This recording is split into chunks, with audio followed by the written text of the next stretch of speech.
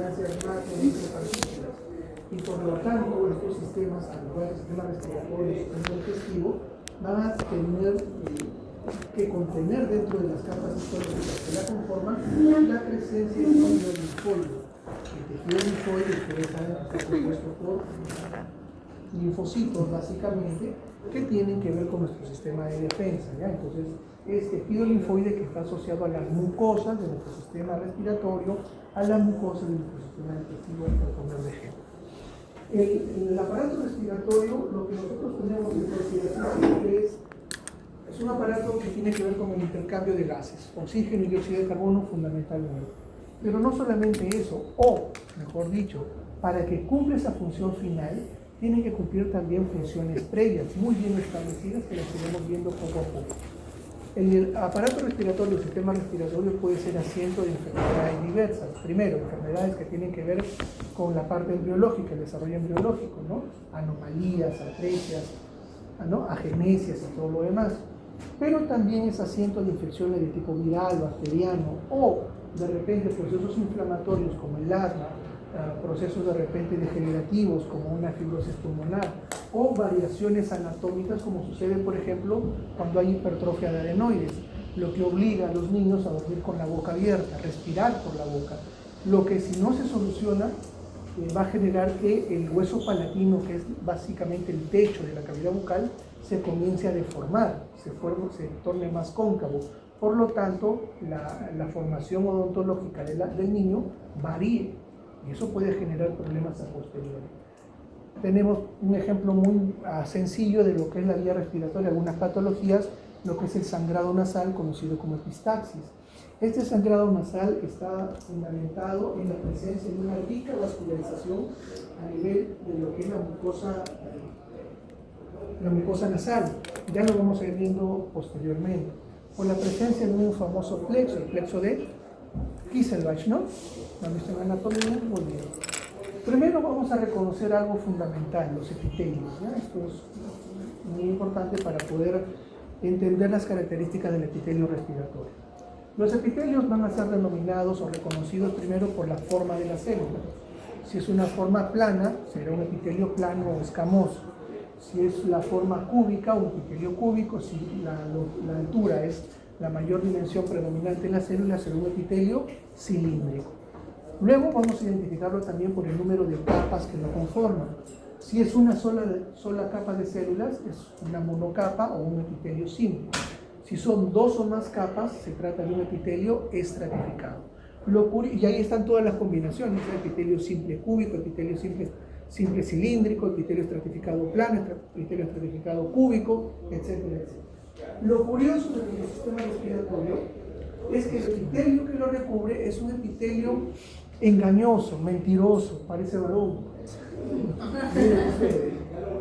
Es un epitelio llamado pseudoestratificado. El término pseudo, ¿qué implica?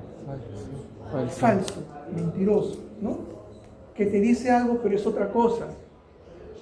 Pseudoestratificado porque da la apariencia que tiene varios estratos, por eso dice estratificado, pero no es así. Está compuesto por solo una capa de células. ¿Cuál es el problema? Que estas células se ubican a diferente altura, es decir, todas parten de la lámina basal, todas están en contacto con la lámina basal, pero no todas llegan a la superficie apical. Algunas células sí, como estas cilíndricas altas, como estas caliciformes, pero otras se quedan en el camino, son las más pequeñas, las células basales, y otros tipos celulares también que vamos a ver posteriormente. Entonces, al estar los núcleos a diferente altura, da la impresión de que está formado por varias capas, pero no es así. Pseudoestratificado, primera característica del epitelio respiratorio. La célula más grande es cilíndrica, por lo tanto es un epitelio pseudoestratificado cilíndrico. La parte apical está modificada por la presencia de cilios. Epitelio pseudoestratificado cilíndrico ciliado. ¿Qué más tiene estas células? Células que producen mucina, moco, conocida la moco. Son las células caliciformes. Por lo tanto, nombre y apellido del epitelio respiratorio: epitelio pseudoestratificado cilíndrico ciliado con células caliciformes. Ese es el epitelio respiratorio. ¿Sí?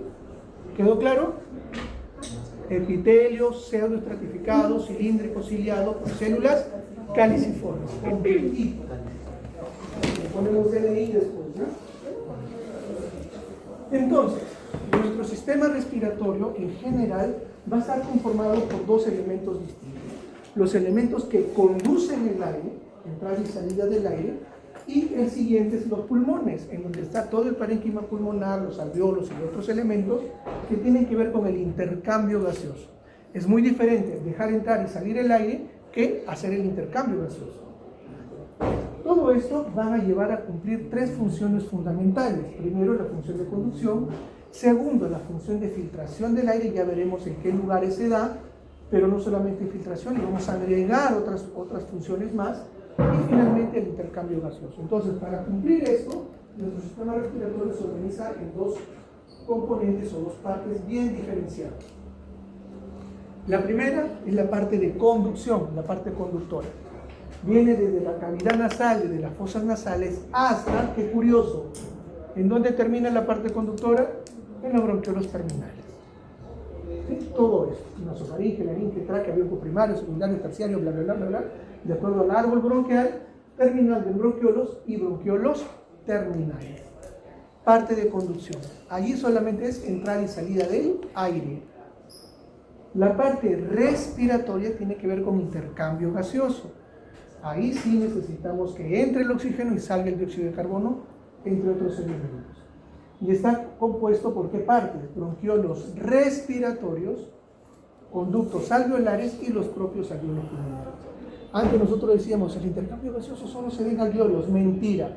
No solamente se da en alveolos, sino también en los bronquiolos respiratorios y los conductos alveolares. Después vamos a ver por qué. Porque el alveolo pulmonar es una estructura bastante fina, compuesto por dos epitelios y dos láminas basales, nada más.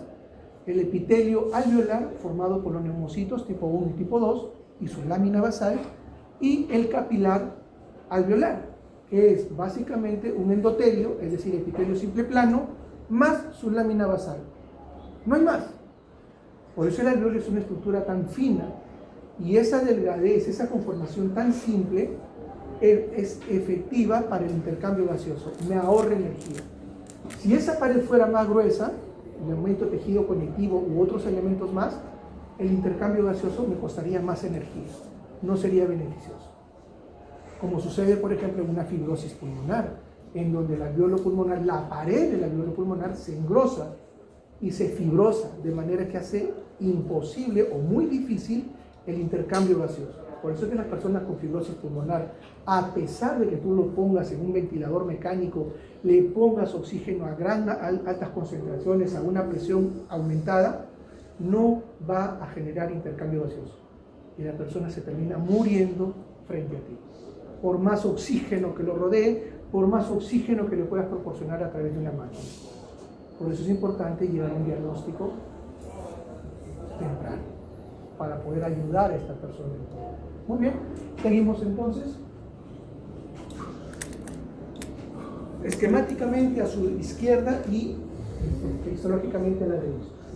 Epitelio, miren ustedes, núcleos a diferentes alturas, pseudoestratificado. La célula mayor es cilíndrica, cilíndrico, tiene cilio, ciliado con células caliciformes. Epitelio respiratorio con su lámina propia. Lo mismo acá, ¿sí? Epitelio pseudoestratificado, miren los núcleos, cilíndrico, la más grande, ciliado con células caliciformes y su lámina propia. Estamos hasta ahí, ¿verdad?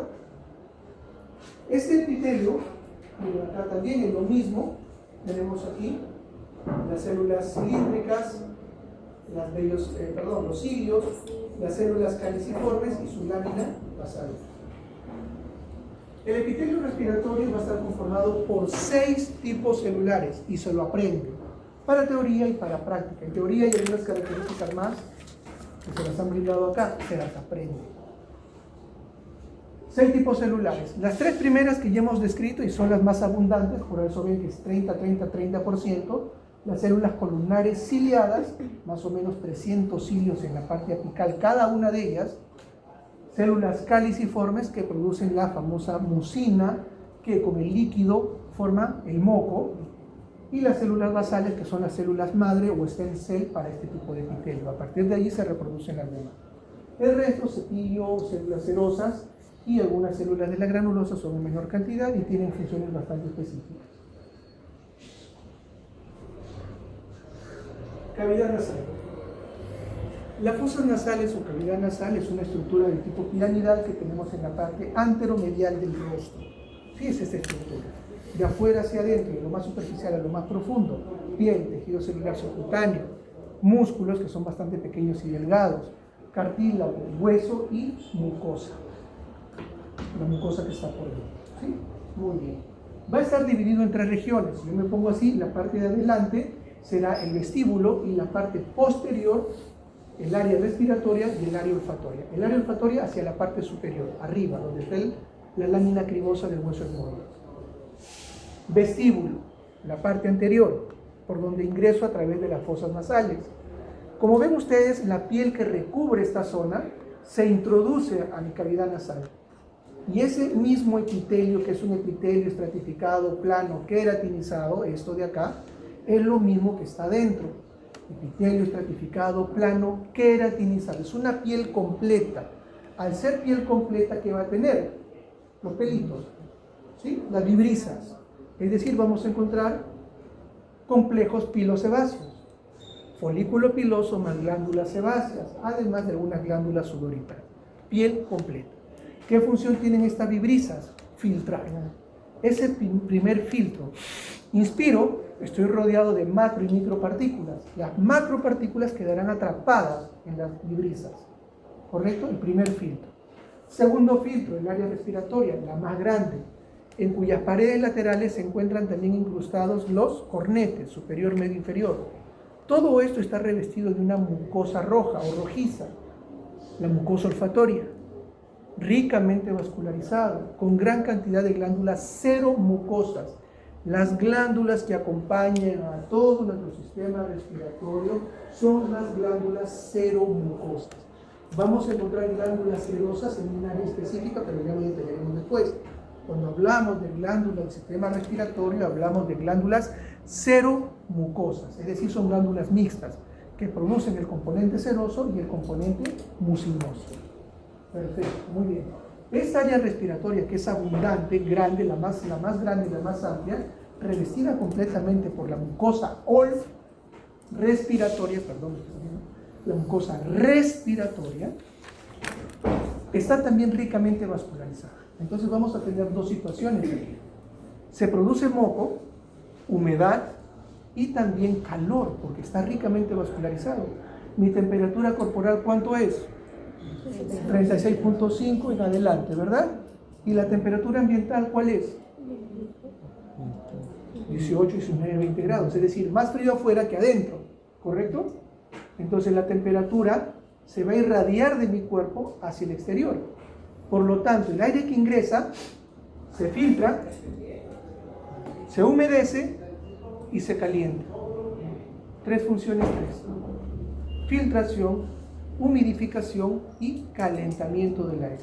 De manera que el aire que ingresa por las fosas nasales y pasa a través de las coanas a la faringe es un aire filtrado, humedecido y calentado. Ideal para los alvéolos pulmonares. La zona olfatoria, hacia arriba. Ya no hablamos de una mucosa roja o pituitaria roja, hablamos de una pituitaria amarilla. ¿En base a qué? A las sustancias que van a producir las glándulas serosas o glándulas de Bowman que existen acá. ¿Ya? Eso sucede aquí en el área olfatoria. Como área olfatoria está vinculada ¿a qué? Al sentido del olfato. Aquí vamos a encontrar la mucosa olfatoria, que va a estar compuesta ya no por 6 células, sino solamente por 3. Las células olfatorias propiamente, que son células bipolares, células nerviosas, neuronas bipolares. Las células sustentaculares o de sostén, que son cilíndricas grandes, más que cilíndricas, son como una especie de cuña invertida, base hacia arriba, vértice hacia abajo. Y tenemos las células basales, que tienen las mismas características de las basales del aparato respiratorio, es decir, son células stem cell, células madre. A partir de allí se regenera todo el epitelio olfatorio. Muy bien. Esto, lógicamente, se encuentra muy cercano a lo que es la lámina cribosa del hueso del noventino. Estas células olfatorias, en la parte distal o apical, van a tener dilataciones vesiculares, como bolitas, a partir de las cuales, al llegar a la superficie apical, va a emitir como cilios, largos cilios, proyecciones, ¿no?, que tienen por finalidad extender el área o la superficie de contacto con las moléculas odoríficas, esas moléculas que están en el aire dispersas y que una vez que ingresan a las fosas nasales y llegan al área olfatoria, generan una reacción química. Esa reacción química genera una impresión a nivel de las células olfatorias. Esa información es recogida y llevada atravesando la lámina cribosa al bulbo olfatorio, a partir del cual hacen sinapsis con algunas células también especializadas de segunda base y que llevan la información a los centros de la olfacción a nivel de nuestro cerebro, generando una interpretación completa de lo que es el estímulo químico de las moléculas odoríficas que están en el medio ambiente y la previa experiencia, los recuerdos que yo tengo acerca de este elemento. Por eso es que cuando nosotros relacionamos algún aroma específico, también tenemos una historia que contar, ¿sí? Algún perfume de alguna persona que tú hayas querido mucho, lo vas a oler después de muchos años, inmediatamente te vas a recordar a esa persona, ¿sí? Y otro tipo de vivencias también. ¿Preguntas? ¿Qué estamos viendo aquí? No miren abajo, descríbanme la lámina. ¿Qué es? ¿Qué ven allí? Histología 1. Hay un folículo piloso. Múltiples folículos pilosos. Todos son folículos pilosos. ¿Qué más hay? El epitelio. Glándula sebácea, glándula sebácea. Es decir, tengo un pilo sebáceo, pelo, las vibrisas, ¿sí? Y después, bueno, acá no se ven, pero en la profundidad deben haber algunas glándulas sudoríparas. Las glándulas sudoríparas son más profundas, ¿verdad? Entonces tengo una piel completa, epitelio estratificado plano, queratinizado, vestíbulo nasal, queratinizado, vestíbulo nasal, ¿sí? Esa es la piel que recubre la primera porción de la fosa nasal. Ahora pasamos a la porción mucosa o respiratoria. Mucosa respiratoria. Celo estratificado, cilíndrico ciliado con células calicefólicas. Lámina basal. ¿Sí? Clásico. ¿Ok? Epitelio respiratorio, porción respiratoria, mucosa respiratoria. Una cosa es epitelio respiratorio y otra cosa es mucosa respiratoria. La mucosa es el epitelio más la lámina propia. No se olviden de eso. Histología 1. Las fosas nasales dijimos que tenía también componente cartilaginoso y óseo, ¿verdad? Entonces, ¿qué tengo aquí? Miren, epitelio respiratorio, esta área que podríamos considerar una submucosa con la presencia de glándulas de tipo seromucoso, son glándulas mixtas, y por debajo el pericondrio y cartílago hialino, con sus grupos isógenos, la matriz. ¿Sí? También recuerden eso, lean las características del cartílago hialino. Puede venir en el examen. Y estas son las glándulas seromucosas. ¿Por qué se dice que son glándulas mixtas? Porque tienen los dos componentes. Miren acá. Esto es una glándula, lógicamente acá también tengo los conductos. El conducto es un epitelio estratificado único. Esto es la luz, por aquí se va la secreción. Pero aquí tengo la glándula. Y miren ustedes, tengo un componente bastante rojizo en semiluna, que son las glándulas serosas, en cuyo citoplasma hay gran cantidad de, ¿qué serían estos? Gránulos que forman justamente la secreción serosa. Mientras que la parte mucosa, las células son un citoplasma bastante amplio, un rosado tenue, homogéneo. Componente mucoso, componente seroso. Glándulas cero, mucosa. Glándulas mixtas.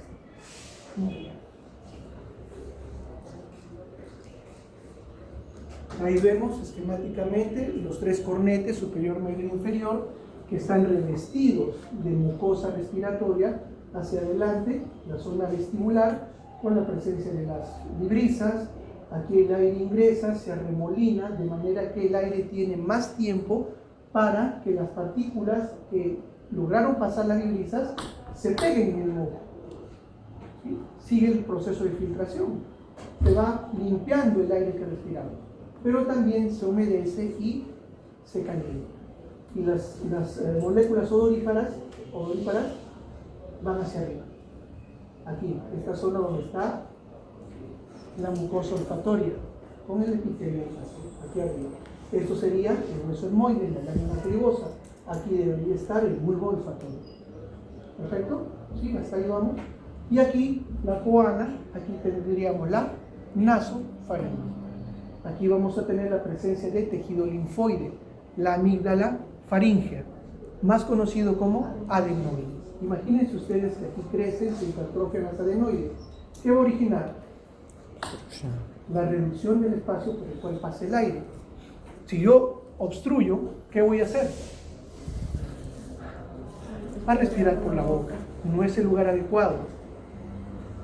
No es el lugar adecuado para respirar, pero eso es una medida de salvación. No puedo respirar por la nariz, comienzo a respirar por la boca. Imagínense un niño que hace eso de manera frecuente, se duerme todos los días con la boca abierta, genera deformación del techo palatino, con hundimiento, una especie de cavidad que degenera la forma de su dentadura incluso. Es bastante perjudicial. Hasta la mandíbula invertida, ¿no? Todo eso, así es. ¿Ya? Eso es la mucosa de lo que es la parte de las fosas nasales. Gran cantidad de vasos sanguíneos, eso es lo curioso acá, gran cantidad de vasos sanguíneos, y por eso se dice que están ubicados de manera tan superficial que calientan, humedecen y irrigan muy bien toda esta zona, que la vuelve proclive a sufrir las epistaxis también. Este es un esquema de lo que sucede. Lo verde es el aire que ingresa a través de las fosas nasales con las vibrisas. Este aire ingresa por los espacios generados por la presencia de los cornetes, se arremolina, se humedece, se filtra y se calienta para pasar finalmente a través de las coanas a la nasofaringe. Hacia arriba tenemos, miren ustedes acá, los filetes nerviosos de las células olfatorias inmersas en la mucosa occipitaria amarilla. Estos llevan esta terminación nerviosa, la llevan al bulbo olfatorio atravesando la lámina cribosa de los etmoides y aquí se dirigen hacia los centros de la olfacción. Esta es la mucosa olfatoria, ya no estamos hablando de mucosa respiratoria, mucosa olfatoria propia del área olfatoria, ¿sí? Muy bien. ¿Qué es lo que tenemos? El epitelio más su lámina propia, ¿verdad? En la lámina propia, ¿qué vamos a encontrar? Filetes nerviosos, todos son filetes nerviosos, y las glándulas, ¿sí? Glándulas bastante específicas que producen secreción serosa. Aquí hablamos de glándulas serosas, no seromucosas. ¿Y aquí qué sería esto?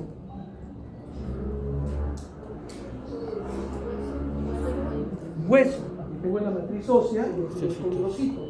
Si estamos hablando de huesos en la proximidad de la zona olfatoria, ¿qué hueso sería? Etmoide.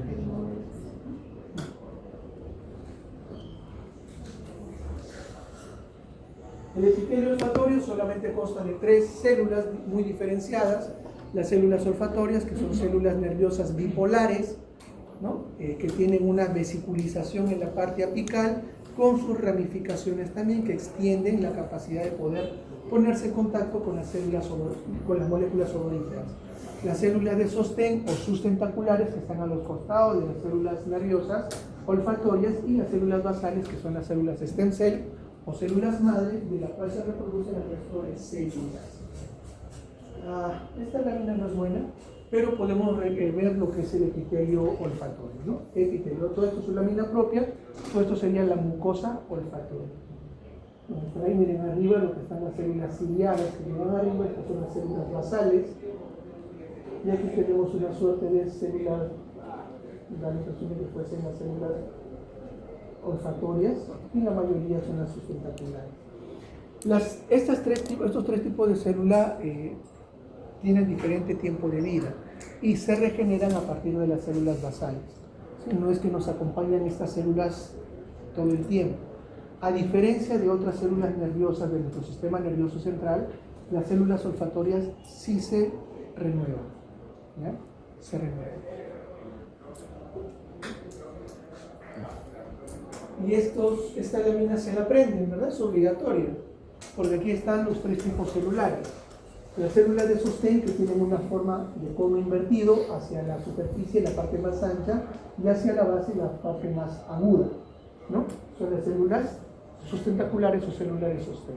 Al costado vemos, miren ustedes, estas vesículas o dilataciones que se forman, son células alargadas, son células nerviosas bipolares, las células olfatorias. Y hacia arriba, aunque no se ven, debe tener unas prolongaciones o proyecciones, como si fuesen una especie de tentáculos que se liberan a partir de ahí. Y por último, las pequeñas células, las células basales. Doctor, en la imagen anterior no se notaban las tres células. Difícil reconocerlas o identificarlas, ¿no? Sí se podrían pensar, digamos.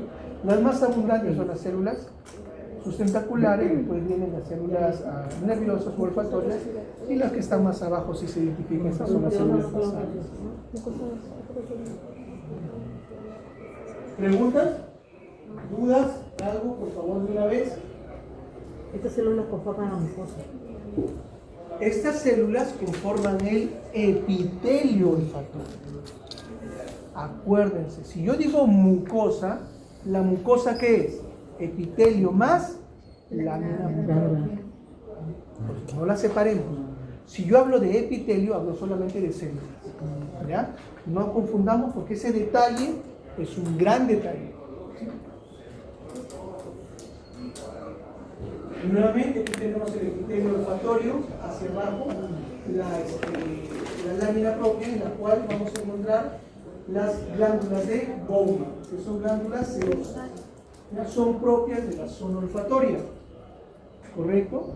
Y acá, aunque no se ven, la vamos a ver más adelante, tienen unos conductos que atraviesan todo el epitelio para vertir su contenido, su producción hacia la luz. Ese moco, esa sustancia, la liberan acá y conforman lo que es la pituitaria amarilla.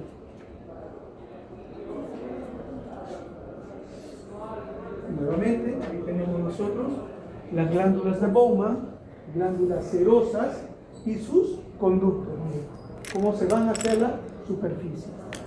Ductos o conductos, ¿ya? La terminología varía de acuerdo a la traducción que se haga. Lo mismo, estamos hablando de una mucosa olfatoria, en la cual no solamente encontramos el epitelio olfatorio, sino también, por ejemplo, filetes nerviosos y las glándulas de Bowman, ¿ya?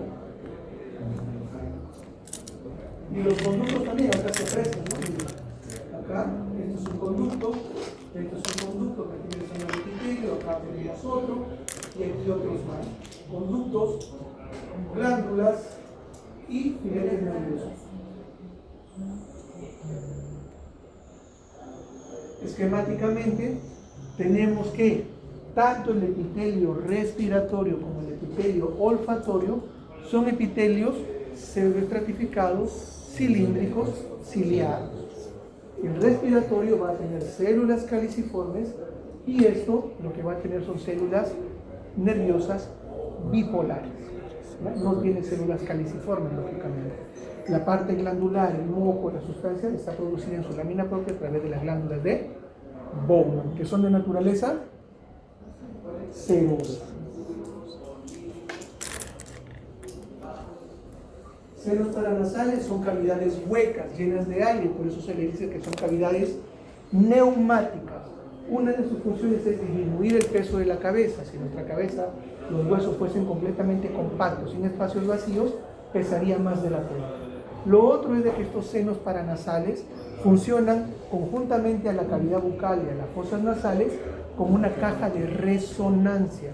Si bien es cierto, en la laringe, con la vibración de las cuerdas vocales se produce la voz, el sonido general y final está relacionado con la integridad de la cavidad bucal, la cavidad nasal y los senos paranasales. Por eso es que tenemos que personas que tienen, por ejemplo, algún defecto biológico de nacimiento, de desarrollo biológico, como son, por ejemplo, el defecto en lo que es el cierre del palatino, paladar hendido, por ejemplo, ¿sí? Un agujero que no ha permitido embriológicamente que se junten los dos componentes del palatino. No pronuncian bien las palabras, no se entona bien, ¿no? En son de burla le dicen los ñaja ñaja. Es para hacerlo un poquito más gráfico, no es la forma que se les tiene que decir, lógicamente, pero incluso cuando uno los escucha hablar, porque no pueden resonar bien las palabras, las ondas sonoras se escapan de la cavidad bucal, pasan a la cavidad nasal, no se articula bien. Entonces miren ustedes cuán importante es que todas las estructuras anatómicas estén bien desarrolladas para cumplir adecuadamente las funciones. El epitelio que lo recubre es un epitelio respiratorio, es decir, mucosa respiratoria. Y es así de sencillo, después tiene el componente óseo, no tiene nada más.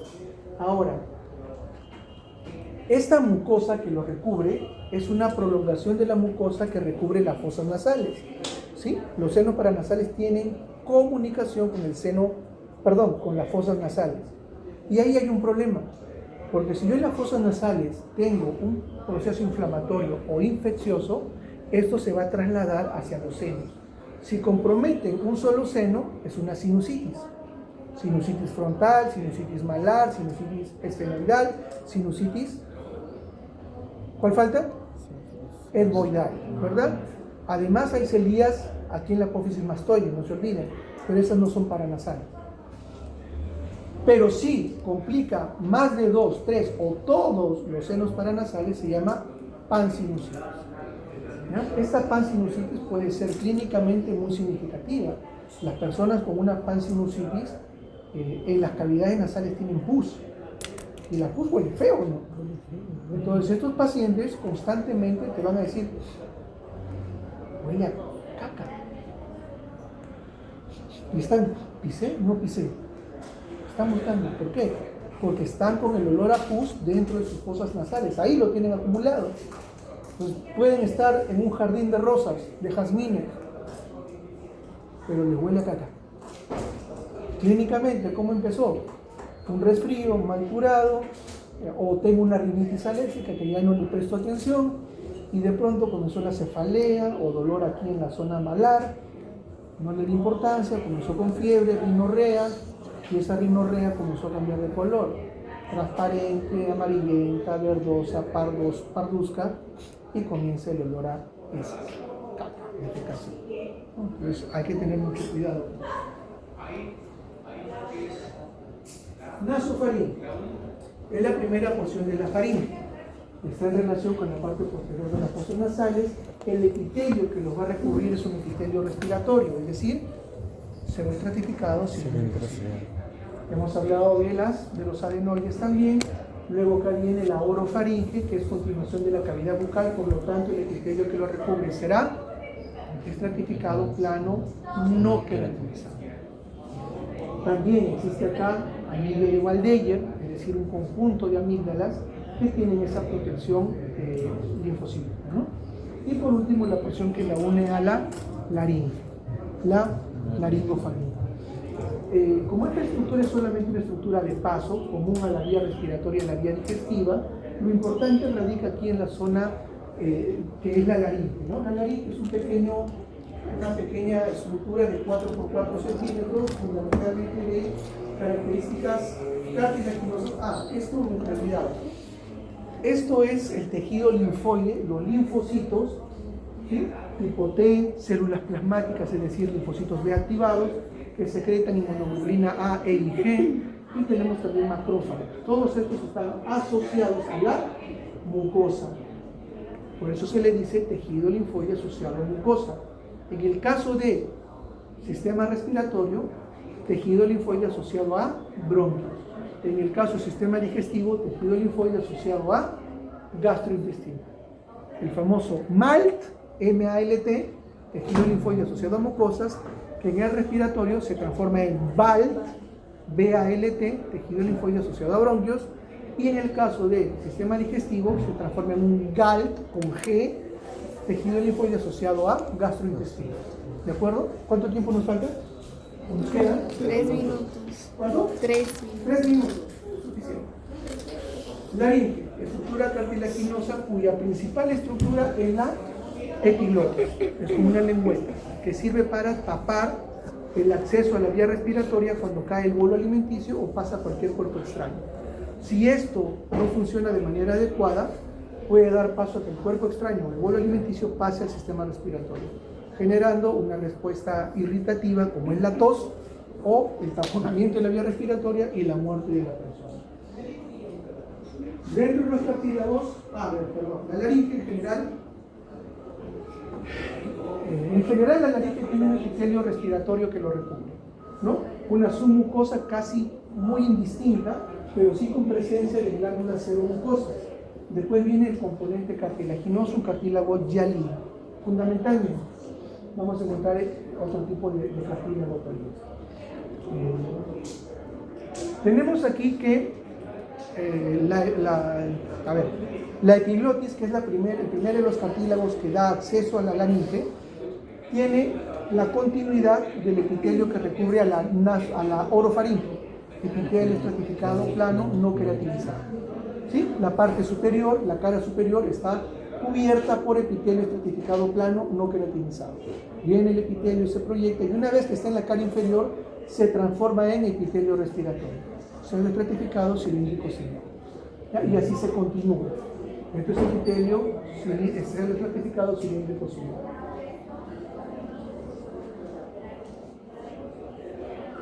Ahí tenemos la diferenciación de los cartílagos, tanto los cartílagos hialinos como elásticos, cada uno de ellos está identificado ahí. Lo importante, como les mencionaba, es el cartílago elástico, ¿sí? La epiglotis.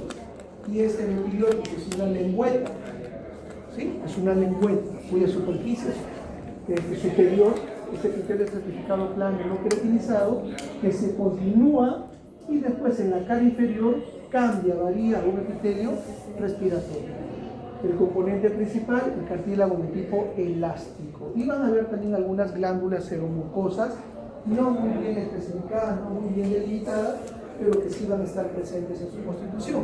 Nuevamente, hacia arriba, epitelio estratificado plano no queratinizado, que da la vuelta a la lengüeta y finalmente se transforma en el epitelio respiratorio. Como elemento principal, el cartílago hialino y la presencia de glándulas seromucosas, ¿sí? Epiglotis.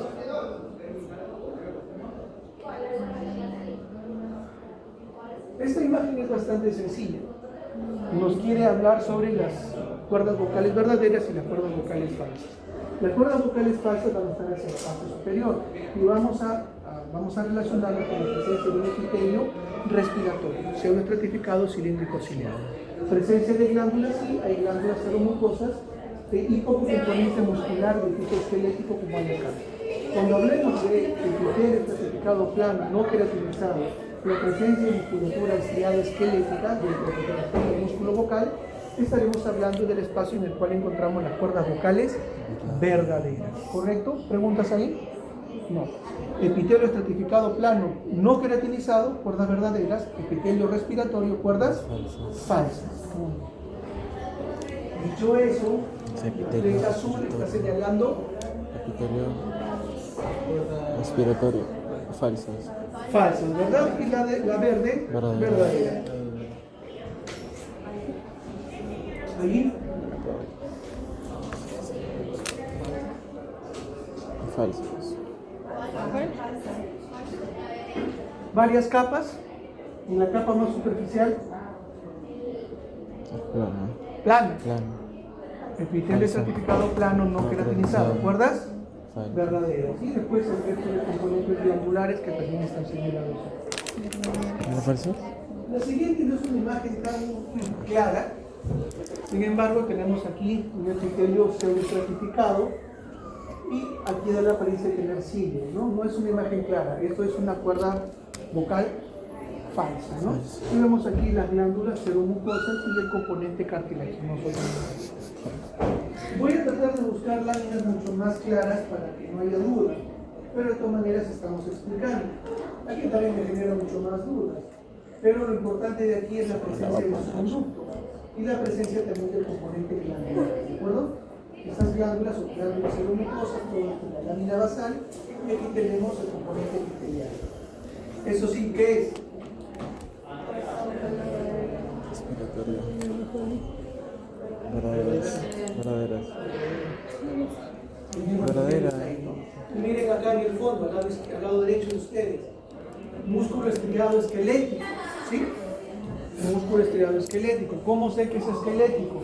Esto es un corte transversal. El esquelético que tiene, además de estrías, múltiples núcleos ubicados a nivel periférico. Múltiples núcleos periféricos. Músculo estriado esquelético. La tráquea, finalmente, es una estructura tubular de 12 centímetros de largo por 2 centímetros de diámetro, conformado por unos 15 a 20 cartílagos que son en forma de C. Literalmente no son anillos, pero se les considera anillos cartilaginosos. Son en forma de C, disposición transversal, con la abertura hacia la parte posterior. En realidad, no es una abertura que permanezca así. Está cubierto por la presencia de ligamentos y músculo liso, el músculo traqueal, que cierra toda la pared posterior. Es un tubo distendido, casi rígido. ¿Por qué? Necesita estar permeable todo el tiempo. La vía respiratoria trabaja las 24 horas, los 7 días de la semana. No es como el tubo que está en la parte posterior, el tubo digestivo, que está replegado y que solamente se apertura y se cierra al paso del bolo alimenticio. Siempre les voy a recalcar esto. La histología de las estructuras determina la parte de la fisiología. La fisiología es distinta del tubo respiratorio que del tubo digestivo. Por lo tanto, las características histológicas son completamente distintas. Este es un tubo, un conducto que tiene una pared rígida, fundamentalmente por la presencia del cartílago hialino. El tubo digestivo no, su componente mayoritario es muscular, músculo liso en diferentes capas. De ahí ven el corte transversal de lo que es la parte de la tráquea y del esófago. La tráquea, la luz está libre, dilatada, completamente distendida, porque esa rigidez se le da este cartílago en forma de C que tiene una abertura posterior. Aquí hay la luz, por aquí pasa el aire, que es la mucosa, la submucosa con las glándulas seromucosas, y todo esto es la adventicia, que incluye la parte del cartílago y el nervio. Acá está cerrado, ¿por qué? Algunos ligamentos y la presencia del músculo liso, el músculo traqueal. Esto es el tubo digestivo, el esófago, parte del tubo digestivo, miren. Está también con una luz, sí, pero es una luz irregular. No tiene una estructura que le dé rigidez, no la necesita. Yo no ingiero alimento las 24 horas del día, pero sí pasa aire, las 24 horas del día. Por eso su estructura es diferente, porque su función es diferente. Muy bien, ahí en blanco y negro para ver algunas situaciones. Aquí tenemos la tráquea, el corte histológico de la tráquea. Mucosa, epitelio más lámina propia. Submucosa con la presencia de glándulas seromucosas. Y por último, la adventicia, que tiene que ver con la parte del pericondrio y el propio cartílago hialino. Cabe recordar ustedes grupos isógenos, matriz y todo eso. ¿Ya? Muy bien. Esto, lo que vemos nosotros en la tráquea, va a ser igual que los bronquios primarios. Bronquios primarios, bronquios principales o bronquios extrapulmonares. ¿Correcto? Es la misma estructura histológica, no hay ningún cambio.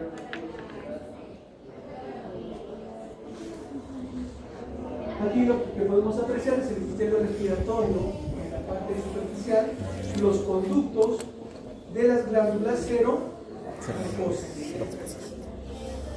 Nuevamente, aquí hacia la izquierda, los cilios, el epitelio seroidentificado, las células caliciformes, la lámina propia, tenemos la submucosa con las glándulas seromucosas, tenemos la adventicia con el pericondrio y el cartílago hialino con sus grupos isógenos, su matriz cartilaginosa y todo lo demás.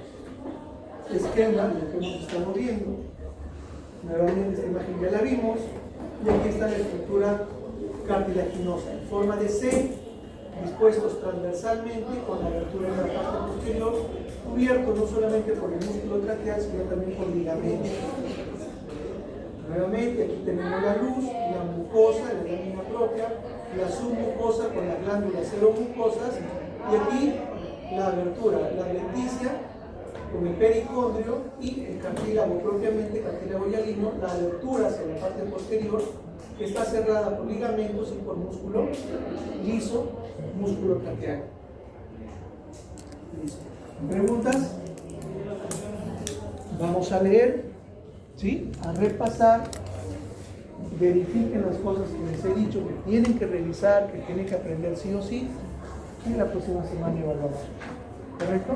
Muy bien, jóvenes, muchas gracias.